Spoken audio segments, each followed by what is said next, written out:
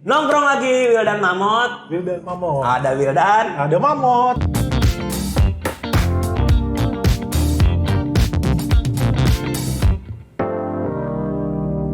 Nah, kita bakal ngebahas nih sesuatu yang nggak penting untuk menjadi penting. Karena politik penuh dengan kepentingan. Jadi kita bahas yang nggak penting-penting dulu aja. Nah, kita kehadiran nih narasumber baru luar biasa. Serius amat narasumber. Kawan lah, ini salah satu sahabat gue. Namanya Bang Erik, dia tokoh pemilu. Kita belum apa-apa udah kedatangan tamu ya. Karena ini tamu yang paling gampang diundang. Paling murah. Paling murah. Coba tahu, Bang mau biar wawancara Asyam. Gak pakai macam-macam ya, gampang.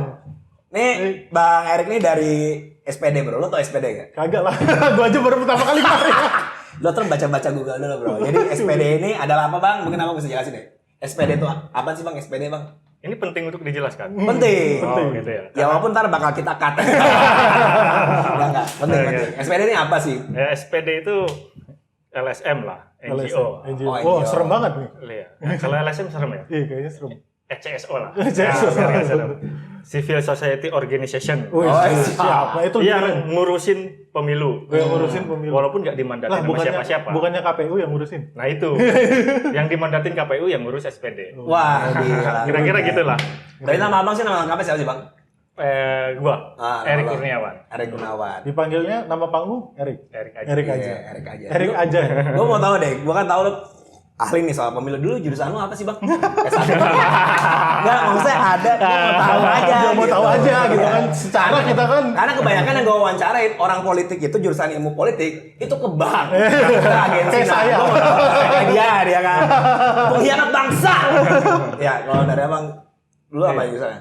Pengennya sih tata boga. Awalnya gitu. iya. Cuma karena nggak bisa masak, akhirnya ngambil jurusan hukum. Oke, masih inilah relate lah ya. Relate hukum lah sama ya. itu. Kayak kemarin kita bilang hukum adalah produk dari politik. Dan politik adalah Nah, tidak bisa jauh dari lepas politik. dari hukum. Iya kayak gitu. Oh lo berarti dari dulu emang concern dari S1 lo dari hukum emang pemilu. Apa sejak kapan sih lo aktif di pemilu?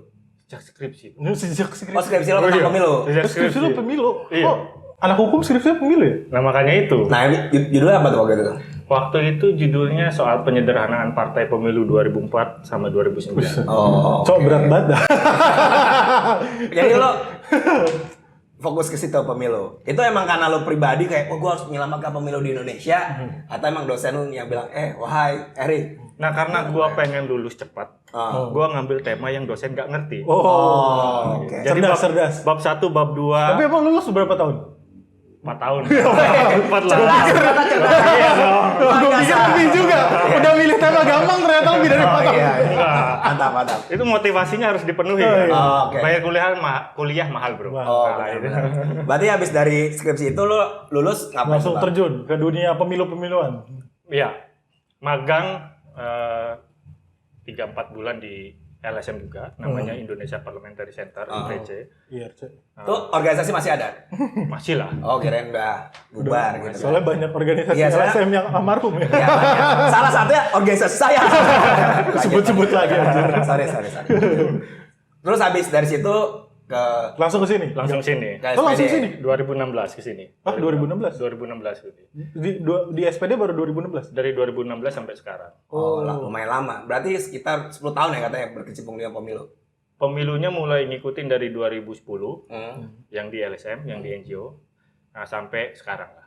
Kurang lebih 10 tahun lebih. Oh gitu. Wih, pakar batu berarti. Pakar Selama banget. ini. Jadi- Udah ngelewatin pemilu apa aja tuh? 2009 kan belum berarti. 2012 DKI udah lewatin. 2000 berapa lagi sih pemilu? 14. 14 lewatin. Kemarin terakhir Iya, 19. konsen banget sih emang abang ini. Tapi gue penasaran nih bang ya. Gue tuh kok ngeliat politisi tuh kaya banget itu. Tuh partai politik juga. Iya, kenapa sih? Nggak bisa Iya, habis tuh. Sebenarnya duitnya dari mana sih? Bro? Gue malah pengen pertanyaan mendasar Apa? dulu. Kenapa orang mau ikut pemilu? Oh, mau dipilih gitu. Kenapa akhirnya ada orang repot-repot mau ikut pemilu biar dipilih kan ya pasti. Tapi maksudnya kenapa gitu mereka mau partai-partai politik tuh dulu kan kita sempet sampai banyak banget kan ya yang pasca 48. 48 gitu kan. Terus turun lagi jadi berapa? 24 kalau nggak salah. 24. 24 terus turun lagi kayak kemarin terakhir berapa sih? Lupa gue. Jangan sosok ngerti pemilu nih. Enggak, tapi gue mau tahu aja. Nah, intinya kenapa orang mau pemilu? Iya, kenapa orang mau ikut pemilu gitu, masuk partai segala macam ya. Iya. Ya sebenarnya kayak orang ikut demo kan. Apa hubungan itu? Nggak ngerti kontennya, ikut aja. Jadi kebanyakan kayak gitu ya. Kebanyakan kayak Ya, gitu. jadi sebenarnya orang ikut pemilu banyak yang kayak gitu juga. Iya, banyak yang nggak ngerti. Ya, Enggak, tapi- menariknya tuh gini bro, gue juga punya teman-teman yang nyalon. Jadi yang teman-teman gue nyalon tuh kayak merasa ketika lo partai tuh jadi kayak jenjang karir. Oh. Padahal kalau di disiplin ilmu gue, lo berpolitik itu mengabdi sama masyarakat. Ilmu gue juga sih. Lo melupakan itu. Tapi terus ilmu gua apa? makanya gue tuh aneh aja kenapa sih orang emang bisa jadi kaya di Iya, partai iya, politik emang gitu. nah, makanya gue tuh mikir, secara gue kerja di korporat kan, kalau misalnya lu mau kaya ya lu belajar, lu naik jabatan segala macam. Nah, ini ikut pemilu gitu. Emang bikin lo kaya? Kagak kan? malah ngabisin duit bukan? Iya, ya? malah ngabisin duit, nyetak Itu kenapa pamflet tuh, Bang? segala macam. Nah, yang pertama kan gini. Mau jadi anggota DPR, Iya. pemilu. Iya. Mau jadi presiden, Pemilu. pemilu. Terus mau jadi apa lagi? Kepala daerah, Hmm. pemilu. Kepala desa aja pemilu juga. Kepala ya. desa aja pemilu. Nah, semuanya pemimpin kan. Ya, asumsi baiknya lah banyak orang yang pengen majukan negara. Woi. Katakanlah gitu, tapi ya kita nggak tahu niat di balik itu semua. Yang jelas kan politik itu kan Kalau katanya secara normatif pemilu itu tujuannya secara normatif ya. sirkulasi kepemimpinan. Iya. Nah, supaya orang nggak bacok-bacokan untuk menentukan siapa Iya, pemilih. Ini konflik yang dikanalisasi. Wih, Nah, konflik yang Ya benar, dianalisasi. karena pemilu kan bicara konsensus dan konflik. Nah, ya, Oh ya, resolusi. kamu tidak ngerti teori sudah dibahas tuh lanjut bang. Gue udah lupa Dan ini ya. berarti kan bisa dibilang sirkulasi kepemimpinan. Oh. Kalau misalnya yang rada negatif sirkulasi elit lah bahasa Ya, kasarnya. Sirkulasi elit. ya, ya, ya. Ya kayak gitu ya. Hmm. Tapi emang bisa bikin kaya tuh bang kalau masuk Iya. partai bang. Yang jelas bisa bikin kaya. Gimana Oh, apa, caranya? apa? Kok bisa bikin kaya? Ya, Kamu keluar dari korporat kamu keluar. Langsung saya jadi pengen keluar ya kalau beneran bisa jadi kaya. Ya, tapi berat. Beratnya gitu. Nah, yang pertama kan ikut kontestasi pemilu itu kan pesaingnya banyak. Oke. DPR RI aja ada 7 ribuan caleg, Iya. yang kepilih 575. Nah, DPRD itu ada 18 ribuan kursi, tapi yang saingan kan sampai ratusan ribu. Yang jelas berat lah. Selain berat, modal kampanye juga tinggi. Iya. Bisa kaya ya bisa kaya. Secara normatif gaji anggota DPR aja udah gede ya? iya. Take home pay bisa sampai 100 juta lah. Oh gede banget ya. Iya. Kecil lah itu kalau dibanding VV. Tapi gede kalau dibanding gaji. Gue sih kecil. Sedih juga gua. Ya, emang kalau gajiannya mah kecil. Oh, berarti, nah oke ini kan tadi ngomong tuh kayak gitu bisa bikin kaya. Berarti partai itu duitnya dari mana? Iya, partai itu banyak duit dong berarti. Pertanyaan gue itu, Dari partai mana itu aja sih sebenarnya sumber tuh duitnya? Nah, itu yang Iya, misteri sebenarnya. kok misteri?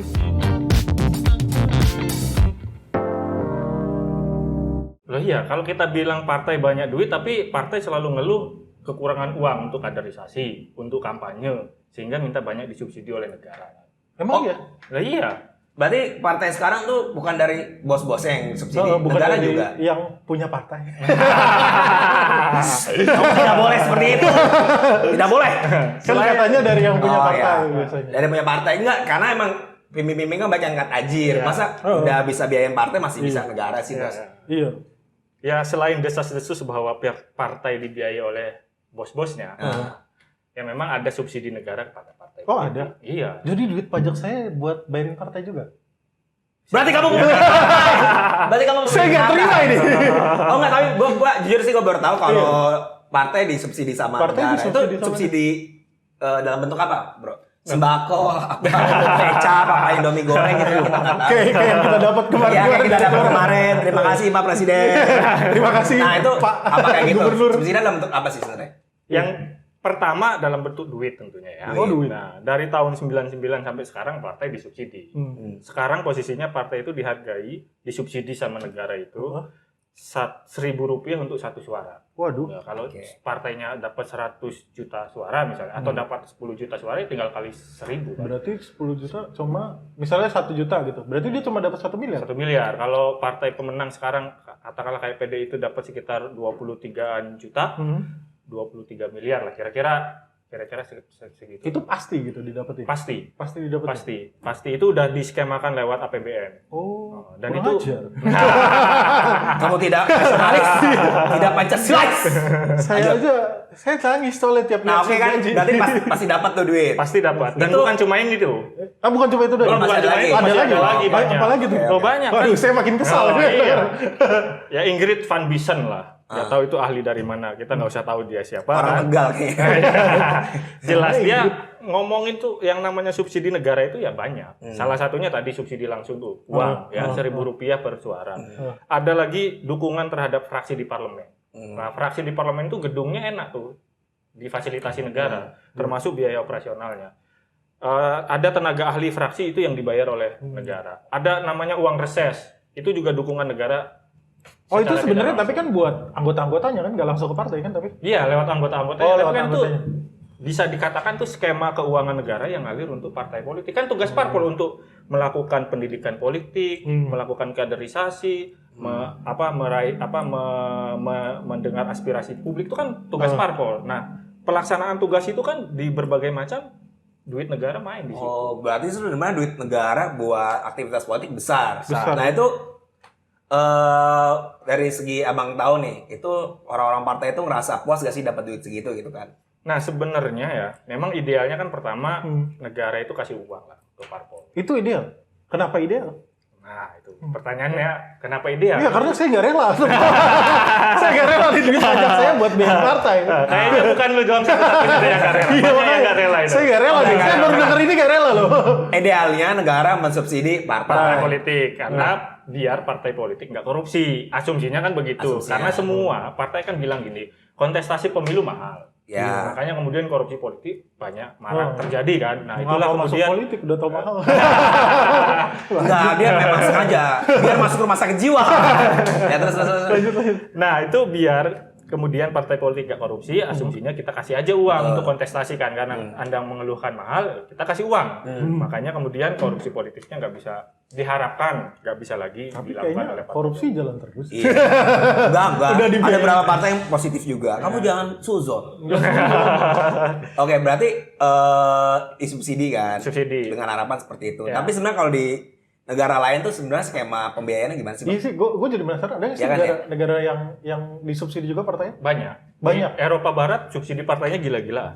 Ada nggak yang nggak disubsidi malah? Banyak juga. Amerika disubsidi nggak sih? Nggak. Kalau Amerika itu lebih banyak dia memang dananya dari publik. charity. Ya, dari Oh, publik. berarti ada Pendanaan skema yang dari negara, ada skema yang dari publik. Ya, secara umum gini, Eropa Barat banyak skema pendanaan negara terhadap partai itu banyak di Eropa. Eropa Barat terutama itu pionirnya. Kalau Amerika lebih banyak pendanaan publik, Pendanaan fundraising-nya gitu. Oh, berarti ada dua jalur ini. Ya, Kalau di dua Indonesia nih gimana prakteknya lah, nggak usah normatif ya prakteknya. Prakteknya didanai negara. Di dana Dari negara. negara. Ya tadi kan dapat 1.000. Oke. Ya, tapi angka itu masih sangat kecil dibandingkan kebutuhan partai politik. Coba. Tapi ada berapa kan yang dapat Gua jadi sponsor, Bos? penasaran. Kan ada istilah kan di Indonesia bohir-bohir politik. Nah, itu duitnya kemana? Nggak, tuh, tapi bohir-bohir? gue penasaran dulu. Kalau dibilang, misalnya contohnya dibilang itu masih kurang, emang sebenarnya pendanaan partai berapa? Lu ada datanya nggak sih? Berapa persen sebenarnya yang dikasih?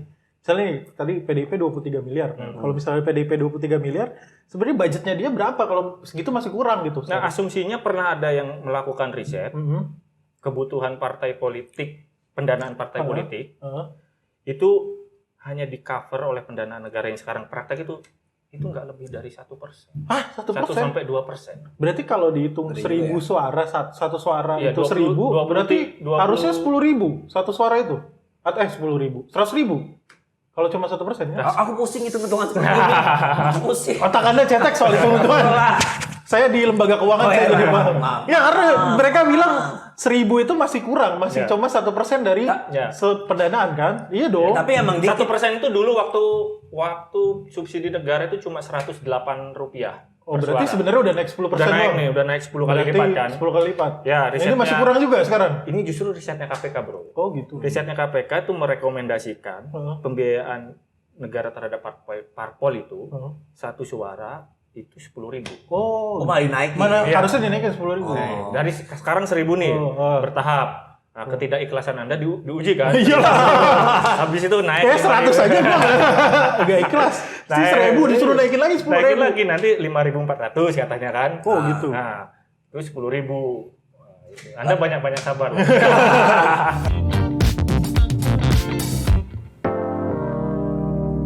Tapi kalau dipikir-pikir emang kalau 32 miliar tuh dikit sih bro. Kalau ngurusin negara segede gini gak sih? Ya enggak, maksud gua kan Gak usah kalau Cristiano Ronaldo iya lah itu sudah punya 4 partai di Indonesia pakai duitnya dia. Iya sih, pakai duitnya dia udah banyak. Kenapa tidak nyalon di sini saja Cristiano Ronaldo? Ini boleh minum dulu. Boleh. Minum dulu. Haus lu ternyata. Berarti oke, ini kan berarti ada dana dan KPK sendiri merekomendasikan 10 ya biar meminimalisir itu beban itu.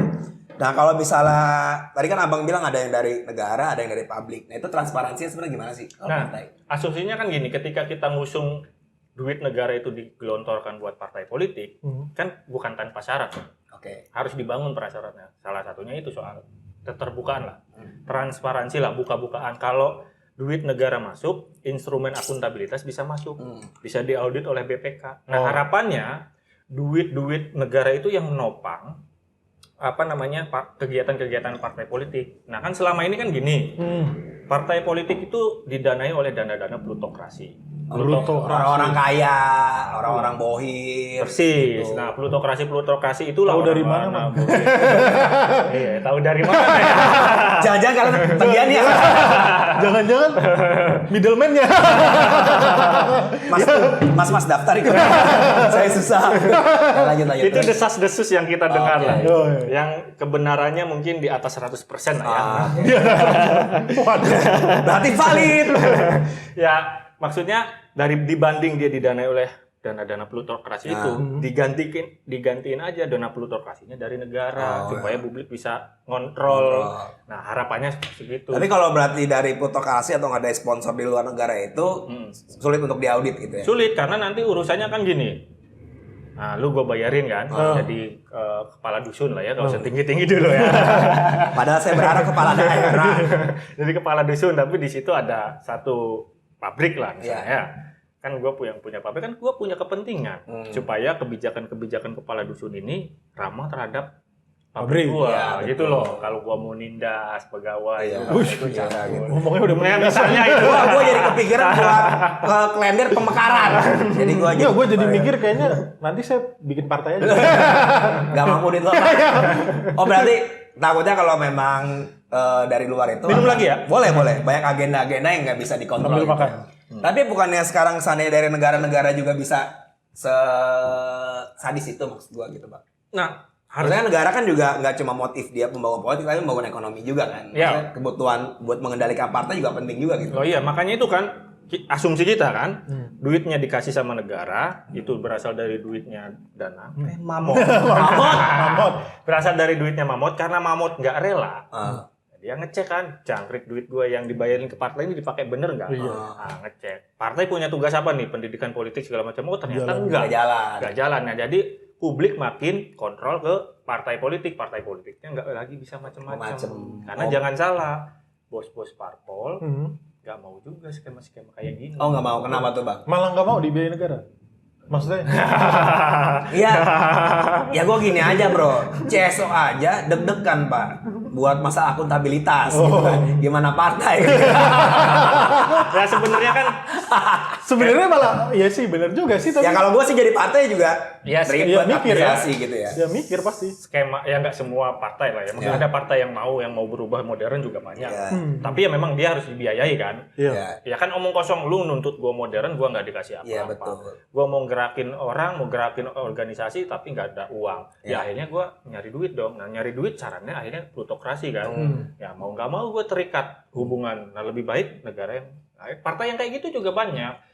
Pengen modern, pengen maju, pengen transparan, pengen akuntabilitas, tapi ada insentifnya. Insentifnya ya duit negara itu 10.000 lah nanti. Gitu ya. Tapi maksud gue masuk akal sih sebenarnya kalau dilihat dari ya maksudnya duit gue ada di situ ya gue harus mau ngaudit mau nggak mau. Oh kamu sudah berubah pikiran dari ini? Belum ada 30 menit dan kamu sudah mendukung ide ini. Tapi nggak apa-apa, tapi saya pikir bener. Tapi kan gini deh, implementasi sekarang kan udah ada nih, udah ada, duit udah keluar dong. Nah itu akuntabilitasnya gimana sekarang? Nah akuntabilitasnya gimana sekarang? Yang ada sekarang? Nah yang ya langsung berpikir berat banget. Saya tidak siap dengan pertanyaan ini. Gawat ini politik Indonesia, saudara-saudara. Belum jadi sekjen aja udah pusing ya. Apalagi kalau jadi sekjen partai. Nah, yang jelas kan begini. Ya kalau kita mau refleksi sampai 99 sampai sekarang ya bisa dibilang transparansi dan akuntabilitas parpol ya belum ada. Belum maksimal. Masih. Tapi dari negara sendiri menuntut apa enggak? Dari negara sendiri secara normatif ya menuntut. Implementasinya yang belum kuat. Nah itu yang makanya kemudian daya paksanya itu makin besar uangnya, makin tertutupi kebutuhan partai dari sisi pendanaan untuk menjalankan fungsinya, makin besar kontrol publik. Sehingga nggak hanya normanya saja yang memandatkan bahwa partai harus transparan, partai harus akuntabel, tapi Mahmud, Wildan sebagai pembayar pajak juga nuntut partai supaya transparan. Tapi tunggu, berarti skemanya ini kalau pelaporan itu misalnya kan Presiden Jokowi lah udah menyerahkan kan anggaran nih buat partai. Partai make nih ke berapa hal yang tadi harus dikerjakan. Dia laporannya kemana tuh? Ke KPU, Banwaslu, Kemendagri atau kemana tuh? Secara normatif ya? Secara normatif dia lapornya ke Kemendagri karena fasilitasinya ada satu sub bagian di Kemendagri yang memang fasilitasi keuangan partai politik.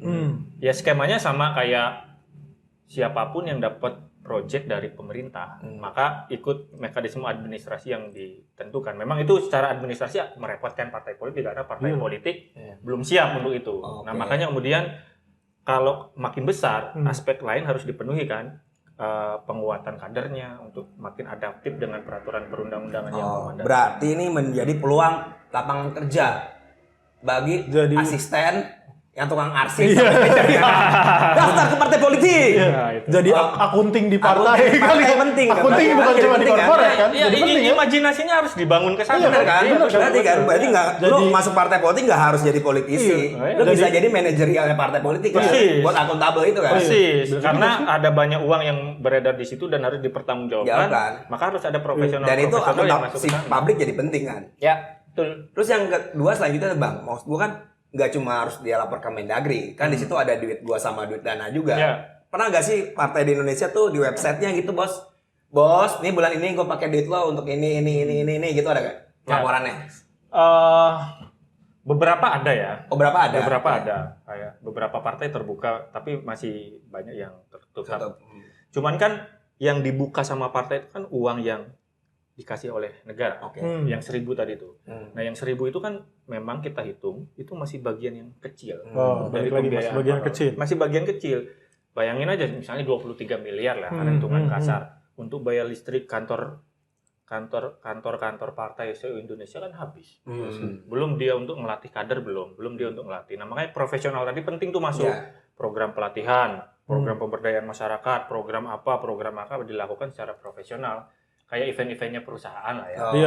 Ya maksudnya jadi, gue mikirnya jadi, ya harusnya kalau dapat duit kayak gitu berarti emang bener-bener kayak satu perusahaan yang berjalan gitu. Iya seharusnya. Jadi teman-teman nggak usah masuk startup, masuk partai. Iya benar.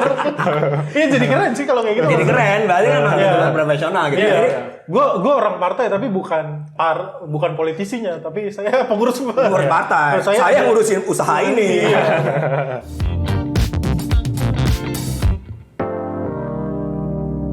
Oke, jadi itu ada imajinasi kita bahwa ternyata partai politik bisa menciptakan lapangan pekerjaan juga sebenarnya. Jadi kalau misalnya dari SPD sendiri nih, dari Bang Erik, pengennya tuh anak muda tuh harus gimana sih sama soal transparansi sama dan keuangan inilah. Dan keuangan partai ini sih, maksudnya pesan anjir. Pesan berikut ini. Kalau saya tiba-tiba langsung berubah sih. Yang tadinya kesel jadi, oh iya benar juga ya. Dana disponsori. Enggak ada yang jangan lupa amplopnya, Pak. Loh ini bukannya narasumber yang kembali kan? Gimana Bang? Ya, gimana? Nah yang pertama ya seperti yang Danang bilang ya, jangan ikhlas dulu duit pajaknya Jangan ikhlas dulu. Iya, kalau Anda ikhlas Anda nggak ngontrol. Jangan ikhlas supaya Anda mau kontrol.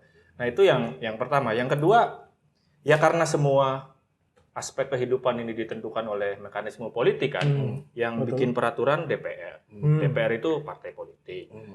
DPR bikin peraturannya sama presiden, presidennya partai politik. Terus siapa lagi? Kepala daerah bikin peraturan, dia orang partai. Semua gerak-gerik kita ini ditentukan partai. Kita bisa nongkrong di sini, yang nentuin orang-orang partai. Mau PSBB atau enggak, yang nentuin Anies, orang partai. Nah makanya kalau mau bebas, kalau mau hak-haknya dipenuhi ya terjun ke dunia politik. Bukan untuk pemilu tapi ya. Iya bukan. Tapi pilihannya tadi itu. Pilihannya banyak. Ada bisa jadi pekerja, bisa jadi kader, bisa jadi pengawas, NGO macam-macam ya. Tapi ini ya dimanapun sektor kita harus peduli sama isu publik gitu ya. Ya. Dan yang kedua memang mau nggak mau bangun ikut sumbang untuk mekanisme transparansinya. Nggak bisa dengan jalan Oh, gimana kita bisa menyumbangkan, maksudnya gimana bahasanya gue nih sebagai bukan siapa-siapa menuntut akuntabilitas partai lewat apa gitu. Nah, ada konsep menarik ya, Jerman ini. Jerman ngasih praktek yang cukup bagus soal pendanaan partai politik. Pertama, dia tentukan berapa duit yang bisa diakses oleh partai politik berdasarkan suaranya. Misalnya partai tertentu, katakanlah ya SPD. SPD itu nama partai di Jerman. Oh gitu. Partai Sosialis Demokrat. Tapi di sini jadi LSM. Turun kasta. SPD turun kasta dari Jerman menjadi ya, saya tidak lanjutkan. lanjut. Nah, misalnya SPD dapat suara 1 juta, misalnya ya 1 juta suara, maka dia katakanlah dapat 1 juta euro yang bisa diakses. Tapi bukan berarti dia dapat 1 juta euro. SPD harus buktikan berapa dana yang bisa dikumpulkan oleh SPD dari kader-kader dan simpatisan. Jadi kalau dia bisa mengumpulkannya 500.000 doang, berarti yang diakses ke negara itu cuma 500.000. Itu nggak lebih dari 500.000. Jadi itu kayak ngedorong partai supaya jangan tergantung juga sama negara. Kalau full tergantung sama negara, itu namanya partai kartel. Oh ya, Itu ya. juga nggak bagus kan? Bagus, ya. Nah, makanya dibatasi dulu. Kayak sekarang jadi komisaris BUMN gitu ya. Aku asal analisa saja. Kamu tidak tahu, aku asal analisa pokoknya. Anda asal sebut aja. Saya tidak sebut orangnya. Tapi maksudnya selain dikasih akses, lu juga harus bisa ngumpulin juga Iya, gitu kan. kan itu Nanti dibuktikan. Nanti jadi 50-50 gitu Iya, kan. Negara 50-50. 50 apa yang dikumpulin dari partai 50 Iya, gitu. dan itu kan transparan. Misalnya, saya ngumpulkan dana sampai 500.000. 500.000 itu dari siapa? Dari Danang 1.000, dari Wildan 1.000, dari siapa 1.000, dari ini 1 euro, dari ini kan dibuka. Bener nggak nih? Oh, ternyata banyak juga penyumbangnya. Nah, itulah yang kemudian negara, karena dirimu cuma bisa ngumpulin 500.000, saya kasih 500.000. Jadilah 1 juta itu buat operasional partai. Iya, selain itu, orang-orang warga negara yang nyumbang ke partai politik, dia dapat pengurangan pajak. Menarik ya. Menarik ya. Nggak cuma ke parpol sih, ke LSM juga boleh. Ya mungkin kalau pengusaha-pengusaha itu bisa ngurangin pajak mereka juga jadi lebih transparan juga kan? Iya. Dan lebih sangat peduli sama isu-isu publik. Iya. Maksud gua ya pengusaha, kalau dari mindset pengusaha, selama gue bisa ngurangin pajak dengan cara nyumbang, ya kenapa enggak gitu? Ya, itu bisa jadi instrumen karena kan nggak kecil duit perusahaan yang masuk ke parpol. Di undang-undang pemilu itu bisa nyumbang sampai 25 miliar. Iya, kalau nggak ada insentifnya buat pengusaha juga, ya Buat udah gue apain? diam-diam aja. Diam-diam aja tuh. Nagihnya di belakang. Iya, kan? betul. iya. Itu yang kita hindari. Dan kan? itu malah lebih ngeri Iya, berarti itu ya. malah lebih ngeri, benar. Nah, seandainya Bang nih sebelum penutup acara kita yang Asik, acara penutup. luar biasa penting. Seandainya Bang, Dana Ma'ruf Amin nih gue kan. Ma'ruf Amin. Gue Jokowi nih. Ternyata Ma'ruf Amin waktu kayak gini ya. Gue telepon nih. Bro Erik, ke istana lah. Gue mau narik lo jadi Kemendagri gantiin Pak Tito. Kebijakan apa yang akan lo lakukan ketika lo jadi Kemendagri dan dikasih tantangan untuk membenahi pemilu kita? Apa Bang yang akan lo lakukan? Bahasanya program 100 hari lo lah. Aduh. Susah banget pertanyaannya. Susah banget Ya pertanyaannya. ini harus. Ntar saya laporkan ke Bapak. Bapak saya. Bapak saya. Aduh. Bukan Bapaknya. Aduh, ini masa kampanye ya, jadi dikiranya nanti jadi kepala daerah ya. Iya, ini jadi Kemendagri. Ini kan saya harus diapain nih partai nih? Masalah keuangan atau apa mungkin Abang ada ide yang mungkin bisa menstimulus pergerakan juga gitu. 1, 2. Nah, yang pertama yang jelas kan begini ya. Ya kasih challenge lah buat partai politik ya. Khusus soal partai politik ya, kasih challenge-nya kan gini. Negara ini kasih duit buat partai politik, tapi skemanya masih sangat abstrak, belum detail. Beberapa skema itu bisa dilakukan. Misalnya, saya bisa kasih uang Anda misalnya sesuai dengan prestasi, tapi Anda harus buka berapa duit yang Anda kumpulkan kayak yang di Jerman. Terus yang kedua, faktor lain yang Anda melibatkan anak muda nggak? Semakin banyak Anda melibatkan anak muda, semakin banyak dana yang bisa negara kasih. Anda melibatkan kelompok-kelompok marginal nggak? Perempuan, kelompok masyarakat adat, kelompok disabilitas, dan Pekerja lain-lain. asuransi, marginal, termasuk merekrut nih pengangguran-pengangguran gitu ya untuk Iya. kerja di partai politik. Penganggurannya Iya, kesini betul, aja, Bang. betul. Ya karena kepentingan negara cuma menjaga pasar kerja Iya, betul. supaya orang nggak nganggur, supaya orang belanja, ekonomi jalan. Dan ternyata partai politik bisa menyerap tenaga kerja Iya, sebenarnya. harusnya Ya, kayak gitu. Ya. membangun insentif dan disinsentif bagi Iya. partai Oh, politik lah iya. untuk modern. Yang jelas dibayangkan ke depan partainya makin modern. Oke. Cocok. Pak Jokowi. Tolong. Tolong jangan dipanggil. Dipanggilnya kenapa Kaiser? Gimana dah kalau dari lu Dan? Udah lah. Gue jadi lebih paham sih maksudnya. Awalnya gue gak rela. Awalnya nih Dana tadi nggak rela Tapi kalau masuk akal, masuk akal. ya. Ya, Jadi masuk akal. terus dipelihara ketidakrelaan. Iya. Ya, tapi supaya tetap- ngontrol Iya terus. gue gak rela, Nah. tapi gue lebih nggak relanya. Awalnya gue nggak rela, ngapain gue biayain duit pajak gue buat biayain partai. Tapi sekarang lebih nggak relanya, harusnya gue bisa lebih accountable kalau Iya. ternyata udah dikasih duitnya. Nah, lu gimana? kalau gue sih ngerasa partai politik kan dia nggak cuma kumpulan orang-orang jahat, tapi juga kumpulan orang-orang baik juga kan. Lagi bertarung nih istilahnya. Mulia sekali. Jadi kalau partai ini kita juga menjadi pemilik saham yang atau partai apapun, seharusnya kita jadi lebih aware sama kebijakan-kebijakan mereka, regulasi mereka, bahkan sama hak kita Ya. yang diaspirasikan sama mereka. Jadi banggalah lo jadi salah satu pemilik saham di partai politik. Cuma hari ini kita harus tuntut Tuntut akuntabilitas. akuntabilitasnya. Ternyata gue juga baru tahu juga kan negara ngasih beberapa di partai politik. Jadi gak usah ragu lagi. Gak usah ragu lagi apaan. Gak usah ragu lagi untuk berinvestasi di partai politik.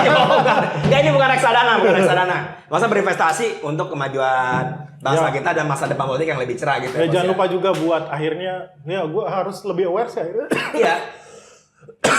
Udah racun loh. Langsung keselak saya gara Iya. ya harus lebih aware sama akuntabilitasnya partai, mau nggak mau lah ya, karena ternyata duit kita udah ada di sana. Dan bisa jadi lapangan pekerjaan. Ya semoga kedepannya sih kayak gitu, Ci. Ya jadi nongkrongin terus gue dan Mamut kita bakal ngebahas sesuatu yang jauh lebih tidak penting karena lagi-lagi politik penuh kepentingan ya kali-kali lah kita lihat dan dorong kepentingan kita juga. Sampai ketemu lagi. Sampai ketemu lagi, bye-bye. Produced by Total Politik and powered by haluan.co.